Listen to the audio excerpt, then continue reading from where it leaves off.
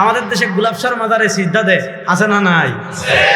শাহ আলীর মাজারে সিজদা দেয়, আছে না নাই? আপনি শাহজালালের এই গোলাপ শাহর মাজারে নামাজ পড়ে না, দেখবেন আছে, সারাদিন কবরে সিজদা দিচ্ছে, সিগারেট খাইতে খাইতে মুখ এটা কুত্তার পিছনের মতো হয়ে গেছে। বুঝেন নাই? তারে গিয়ে জিজ্ঞাসা করবেন, ভাই একটা প্রশ্ন আছে, এই যুবক হাসবেন করে ভালো করে বুঝেন। তারে গিয়ে জিজ্ঞাসা করবেন, ভাই একটা প্রশ্ন আছে। কি প্রশ্ন?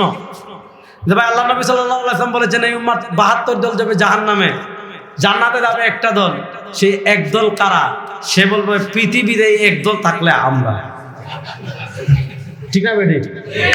আমাদের বাংলাদেশে এক মুশরিক ছিল লালন, কুষ্টিয়া, বেঈমান ছিল, ইমান ছিল না। লালনের রাখায় গেলে দেখবেন গাঁজা এটা ইবাদত।